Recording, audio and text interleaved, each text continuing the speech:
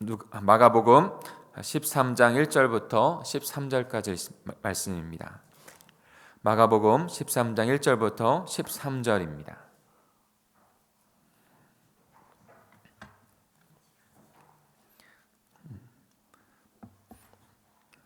제가 한 절, 여러분이 한 절 그렇게 교독하겠습니다.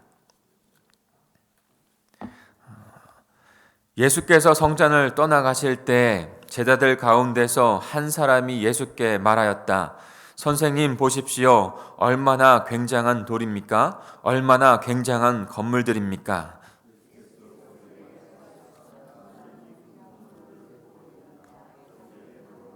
돌 위에 남지 않고 다 무너질 것이다. 예수께서 올리브 산에서 성전을 마주보고 앉아 계실 때 베드로와 야고보와 요한과 안드레가 따로 예수께 물었다. 우리에게 말씀해 주십시오. 이런 일이 언제 일어나겠습니까? 또 이런 일들이 이루어지려 할 때에는 무슨 징조가 있겠습니까? 예수께서 그들에게 말씀하셨다. 누구에게도 속지 않도록 조심하여라. 많은 사람이 내 이름으로 와서는 내가 그리스도라 하면서 많은 사람을 속일 것이다. 또 너희는 여기저기에서 전쟁에 일어날 소식과 전쟁에 일어날 것이라는 소문을 듣게 되어도 놀라지 말아라. 이런 일이 반드시 일어나야 한다. 그러나 아직 끝은 아니다. 민족과 민족이 맞서 일어나고 나라와 나라가 맞서 일어날 것이며 지진이 곳곳에서 일어나고 기근이 들 것이다. 이런 일들은 전통의 시작이다. 너희는 스스로 조심하여라. 사람들이 너희를 법정에 넘겨줄 것이며 너희가 회당에서 매를 맞을 것이다.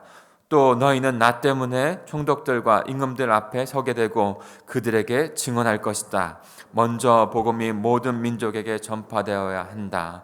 사람들이 너희를 끌고 가서 넘겨줄 때에 너희는 무슨 말을 할까 하고 미리 걱정하지 말아라.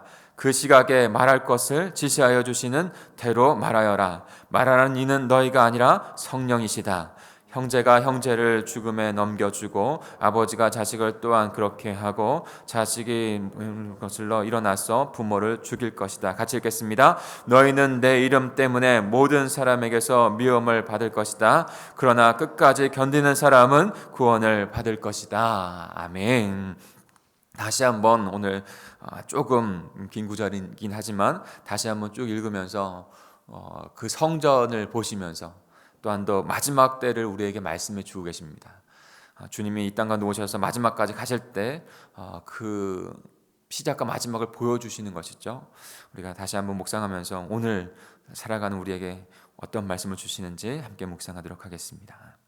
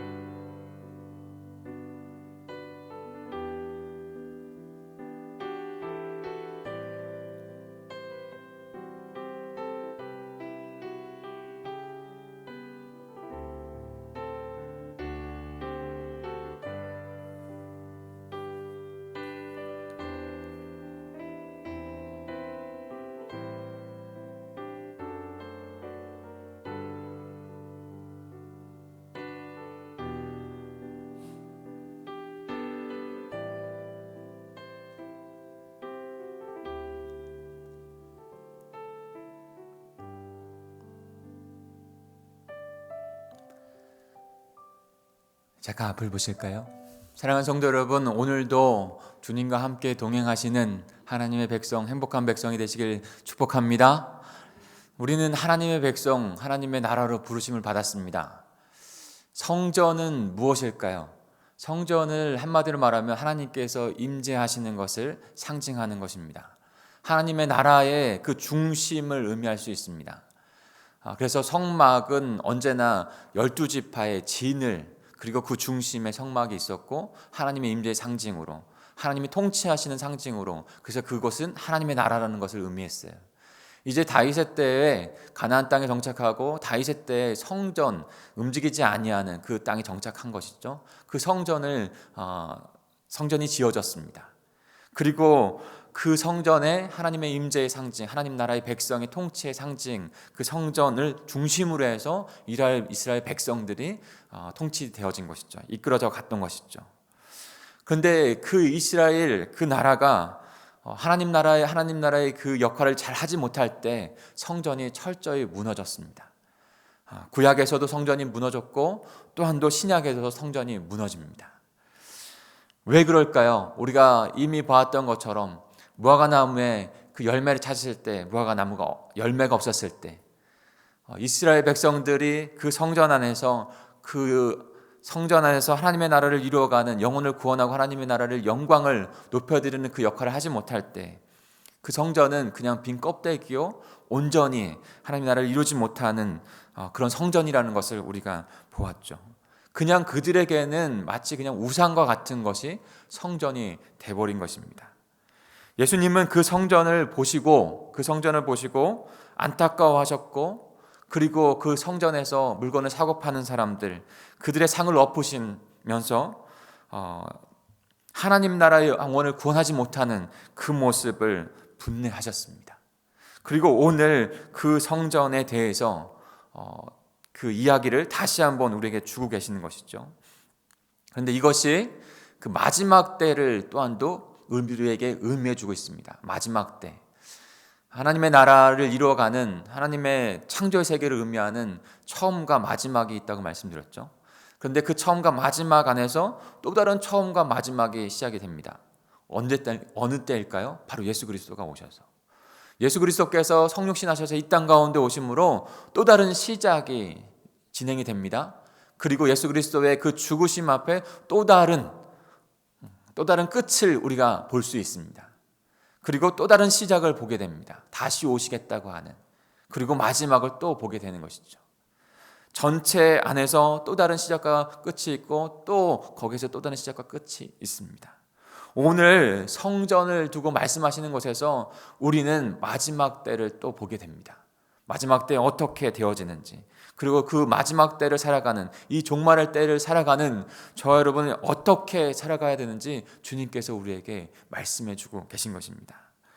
오늘 마가복음 13장 1절부터 2절 다시 한번 읽어볼까요? 1절과 2절입니다. 시작.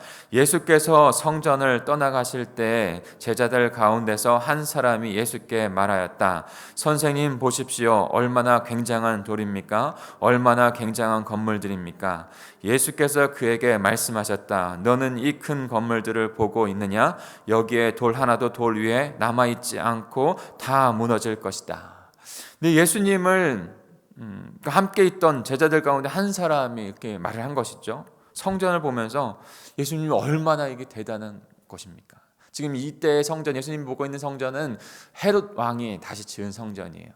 헤롯 왕이 어떤 마음으로 졌을까요? 이스라엘 백성, 자기의 그 권력을 더 웅장하게 보여주려고 하는 그것으로 예루살렘 성전을 지은 것이죠. 정말 더 웅장했어요. 그런데 그 겉모습만 보고 있는 거예요. 마치 율법학자들이 자기를 지난주에 봤던 것처럼 하나님 나라는 하나님을 사랑하고 이웃을 사랑하는 것 가운데 통치의 모습으로 그렇게 통치되어지는 나라, 하나님이 다스리는 나라, 서로가 서로를 그렇게 사랑하여 섬기는 나라가 되어지는 것이 하나님의 법이에요. 그런데 서기관들은 율법주의자들은 자기가 드러나는 것, 하나님 자리에 자기가 있어서. 근데 오늘도 여전히 성전은 하나님이 드러나고 하나님의 사랑이 나타나고 이방의 백성들도 하나님을 알고 구원받는 그 자리가 되어야 할 텐데, 그들은 겉모습만 보면서 웅장한, 자신이 마치 자신을 마치 그 성전에 대입해서 자신이 높아지려고 하는 그런 모습들, 바리새인과 대제사장들이 그곳에서 군림해서 자신이 높아지려고 하는 그 모습들, 그 성전만 덩그러니 있는데 한 제자는 그것을 보면서 굉장하다 말을 하고 있는 것이죠. 그러나 실상을 주님께서 말씀하십니다. 이 건물을 그 건물들을 보느냐 돌 위에 돌 하나도 남지 않겠다. 예수님께서 그렇게 말씀하신 그 예언대로 40년 뒤에, 예수님의 십자가에 돌아가신 후에 40년 뒤에, 그 주후 70년이죠. 그 성전은요 로마의 군병들의 군발로 철저하게 무너집니다. 통곡의 벽이 됩니다. 이스라엘 그 나라가 멸망하게 되는 그때를 맞이하게 되는 것이죠. 역사학자 요세푸스가 그 예루살렘을 포위하고 그렇게 예루살렘을 철저하게 멸망시킬 때 그 이야기를 적고 있어요. 이렇게 한 대목이 있습니다. 굶주림에 지친 사람들이 자기 자식을 잡아먹고 포위되어서 전쟁할 때 그런 일들이 많이 일어났었잖아요. 근데 유대 이스라엘도 멸망할 때 그런 일들이 일어난 거죠. 침입한 군대, 로마 군대 손에 죽은 유대인보다 같은 유대인 손에 죽은 유대인이 더 많은 죽음을 당한 끔찍한 사건이었다라고 요세푸스는 또 하나 그 모습들을 나타내주고 있어요. 유대인들이 절대적으로 성전은 무너질 거라고 생각하지 않았습니다. 하나님이 지키신다고 생각했고, 그래서 많은 유대인이 다른 데로 피신하기보다는 성전을 피신했어요. 그래서 역사적으로도 그 성전 안에 더 많은 죽은 사람들의 그 모습들이 있었다라고 표현을 하고 있습니다. 그런데 그들이 믿고 있는 성전은 하나님께서 함께 하신 성전이 아닌 것이죠. 결국에는 그 성전은 파괴되고 종말을 맞이했습니다. 종말. 사랑하는 성도 여러분, 예수 그리스도께서 성전을 보면서 그 종말의 이야기들을 우리에게 주고 계신다고요. 그러면서 이 예수님이 이미 오셔서 하나님의 나라가 시작이 되어졌고 마지막 하나님의 나라가 이루어질 그 시기, 바로 지금 우리가 살아가는 시기가 바로 종말인 거예요. 성경의 말씀대로라면 예수님이 당장 오셔도 전혀 이상하지 않은, 이따가 저희가 그런 징조들을 볼 텐데 그 징조들을 보면 전혀 이상하지 않은 그 종말의 때를 우리는 살아가고 있습니다. 그 종말의 때에 우리가 어떻게 살아가야 하는가, 이것이 너무나 중요한 것이죠. 우리를 성전, 하나님의 전 되게 하셨어요. 예수님께서 새로운 성전, 하나님의 나라를 이루셨는데 그것이 바로 자신이라고 말했고, 그것이 바로 하나님의 백성들로 이루어진 하나님의 나라, 그리스도의 몸된 교회라고 말씀해 주셨죠. 요한복음 2장 21절에 보면 3일 동안 그 성전을 다시 짓겠다, 헐라 다시 짓겠다고 말씀하시고, 이 성전은 자기 육체를 가리킨다라고 말씀해 주셨어요. 바로 하나님께서 함께 하시는 것, 하나님께서 통치하시는 것, 하나님, 성자 하나님께서 이 땅 가운데 오셔서 하나님의 함께 하심과 통치하심을, 하나님 자신이 있는 그곳 말고 어디가 있겠어요. 그리고 그분께서 십자가에 죽으시고 부활하셔서 우리를 하나님의 백성 되게 하셨고, 우리를 하나님의 거하시는 성전 되게 하셔서 한 그리스도의 백성, 한 나라가 되게 하신 것이죠. 고린도전서 3장 16절입니다. 너희는 너희가 하나님의 성전인 것과 하나님의 성령이 너희 안에 거하시는 것을 알지 못하느냐. 이제는 성령 하나님을 통해서 우리와 함께 하시고 우리를 통치하시고 이끌어 가시는 것이죠. 이제 우리가 그리스도의 몸된 교회, 하나님의 나라가 되었습니다. 마지막 주님이 오실 그날까지 이제 우리가 영적인 이스라엘, 하나님 나라가 되어서 하나님의 나라를 이루어가는 그 사명, 그 생명을 이루어가는 자들이 된 것이죠. 그래서 오늘 이 말씀을 통해서 어떻게 마지막 주님 오시는 그날까지 우리가 하나님의 나라로 그 부르심 가운데 설 수 있겠습니까? 라고 하는 것을 우리가 듣게 됩니다. 어느 때요? 이 마지막 종말의 때. 지금 예수님의 말씀하시는 이 종말, 그 동일한 시대 가운데 우리는 살고 있는 것이에요. 그렇다면 우리는 어떻게 살아갈 수 있을까요? 베드로와 야고보와 또 다른 제자들이 예수님을 찾아가서 그런 종말의 징조, 예루살렘 성전이 무너지는 징조, 예루살렘 성전의 종말의 징조가 어떻게 있겠습니까? 언제고 어떻게 있습니까? 라고 묻습니다. 그것을 통해서 우리는 우리 주님이 다시 오실 그때를 말씀하시는 그 음성을 들어야 하는 것이죠. 그리고 어떻게 살아가야 할지 주님 앞에 그 말씀을 듣고 우리는 그렇게 살아가는 자들이 되어야 하는 것입니다. 우리 3, 4절을 같이 읽어볼까요?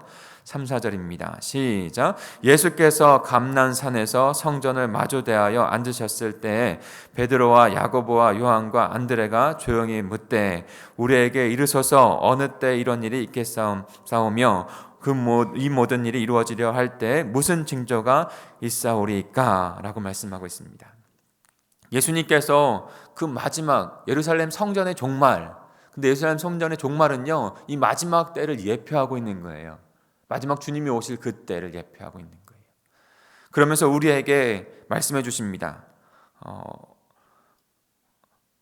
5절과 6절도 같이 읽어볼까요? 그 첫 번째 그 징조, 그 모습들, 그 가운데 우리에게 주시는 메시지 5절 6절입니다. 시작. 예수께서 그들에게 말씀하셨다. 누구에게도 속지 않도록 조심하여라. 많은 사람이 내 이름으로 와서는 내가 그리스도다 하면서 많은 사람을 속일 것이다. 네, 주님의 나라로, 주님의 몸된 교회로 마지막 때를 이루어 가야 하는데, 그런데 그때 이런 일들이 일어날 것이다. 그 첫 번째가 바로 속이는 자들이 나타난다는 것입니다. 속이는 자들이. 많은 사람들이 예루살렘 그때 예루살렘이 멸망할 때에 예루살렘 그 성전으로 몰려갔다고 했잖아요. 그런데 그 심판의 메시지를 듣고 또 어떤 사람들은 그때를 알기 원했습니다. 이 제자들처럼. 그래서 그것을 피하길 원한 것이죠. 그때 예수님께서 우리에게 말씀하시는 것은 그때 반드시 그때가 임할 텐데 그리스도인들의 속이는 자들에게 속는 것, 개역개정에는 미혹이라고 되어 있어요. 미혹받는 것에 대해서 주의하라고 말씀하고 계십니다. 마지막 때에는 미혹하고 속이는 자들이 더 많이 일어난다는 것이죠. 더 많이 일어난다. 자기가 그리스도 메시아라고 말하면서 속여서 우리를 멸망의 길로 인도하는 그런 일들이 일어나게 될 것이라는 것이죠. 사랑하는 성도 여러분, 지금 특별히 더 한국이, 저희 나라가 이단이 굉장히 많습니다. 곳곳에, 세상 곳곳에 이단들이 일어나고 있지만 저희 나라는 더 많이 있는 것 같아요. 자신이 그리스도 메시아라고 이야기하면서 나타나는 자들.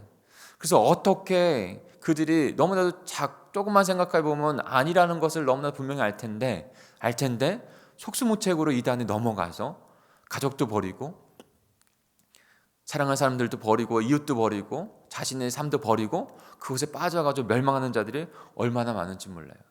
이장님 씨가 나타나서 종말에 대한 것이 정말로 한국 세계를 들끓었다가 훅 지나갔어요.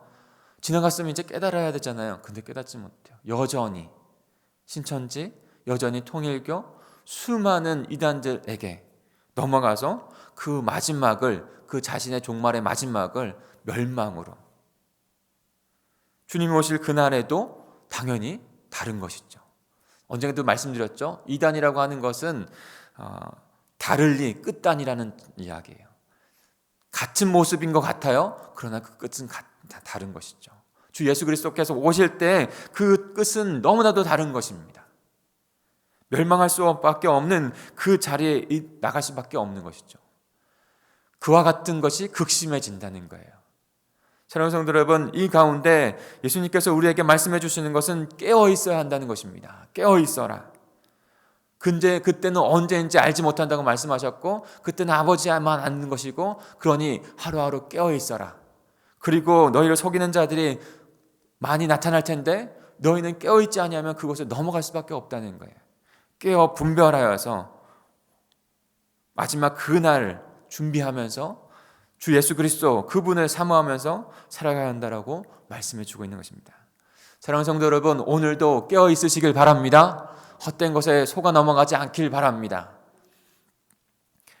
그리고 또한 중요하게 우리에게 말씀해 주시는 것은 또한 9절과 10절의 말씀입니다. 우리 같이 읽겠습니다. 시작. 너희는 스스로 조심하여라. 사람들이 너희를 법정에 넘겨줄 것이며 너희가 회당에서 매를 맞을 것이다. 또 너희는 나 때문에 총독들과 임금들 앞에 서게 되고 그들에게 증언할 것이다. 먼저 복음이 모든 민족에게 전파되어야 한다. 네.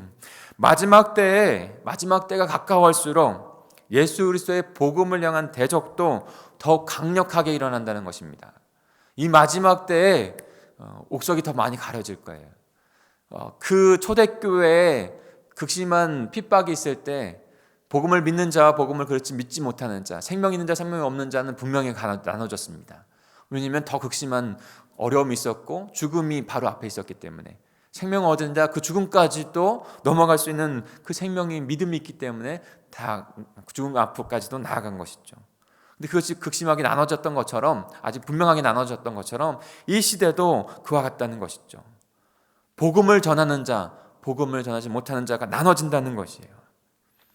그리고 복음이 모든 민족에 전파되어질 거라고 말씀하고 있습니다. 마태복음에도 복음이 전파된 그때야 끝이 온다라고 말씀하고 있는 것이죠.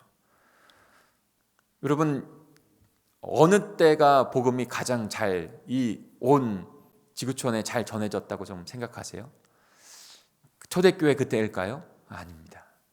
역사적으로, 신학적으로, 선교사적으로 파악했을 때 복음이 아주 활발하게 구석구석까지 더 전해진 것은 근대의 일이에요. 근대. 과거가 아니에요.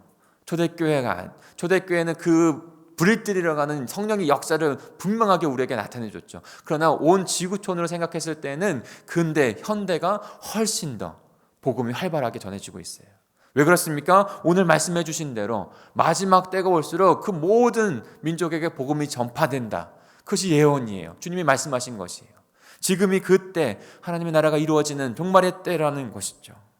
그런데 이 때를 우리가 살아가고 있는데 이때 중요한 것은 중요한 복음의 사명을 감당할 때 오직 의지할 분은 성령 하나님이라는 것을 우리에게 말씀해 주고 계십니다. 성령 하나님만이 복음으로 전할 수 있는 것 가운데 우리를 인도한다는 것이죠. 그러니까 우리가 복음 앞에 복음을 전해야 될 사명 앞에 서고 우리가 때로는 오늘 말씀해 주신 것처럼 권력자들과 왕들 앞에 초대교회 그 사도들이 그렇게 했으니까. 그런데 똑같이 이 세상에 복음을 전할 때, 이 세상의 두려움 앞에 설 때 성령 하나님을 의지해야 한다라고 말씀해 주고 있는 것이죠. 우리 11절을 같이 읽겠습니다. 11절입니다. 시작. 사람들이 너희를 끌고 가서 넘겨줄 때 너희는 무슨 말을 할까 하고 미리 걱정하지 말아라. 그 시기에 말하는 것을 지시하여 주시는 대로 말하여라. 말하는 이는 너희가 아니라 성령이시다. 아멘. 사랑하는 성도 여러분, 오직 이 마지막 때 종말의 때를 살아가는 복음을 담고 복음을 삶으로 전하고 말로 전하는 우리 가운데 성령 하나님께서 역사해 내실 줄 믿습니다. 분명히 우리에게 사명이 있고 그 일들을 이뤄가는 복된 자들이 됐습니다. 그런데 우리가 전하는 것이 아니라 성령께서 말하게 하십니다. 그러니 오늘도 성령의 충만하심을 잊기 위하여 기도하시고 때때로 우리의 삶 가운데 살아갈 때 성령께서 우리를 인도해달라고 통치해달라고 기도하며 살아가는 백성이 되어야 될 줄 믿습니다. 그럴 때 성령 하나님께서 복음의 삶을 살아가게 하고 복음의 입술을 갖게 하고 그래 오늘도 우리가 살아가야 될 복음의 사명을 감당하게 하실 줄 믿습니다. 마지막으로 또한 어떤 모습이 있을까요? 우리가 다음번에 묵상할 책을 요한계시록을 했습니다. 저희가 누가복음 빼고는 신약성경을 다 묵상했어요. 다 묵상하고 이제 마지막 요한계시록인데 복음서를 묵상했으니까 누가복음 또 언제 묵상하겠죠? 근데 요한계시록 가려고 해요.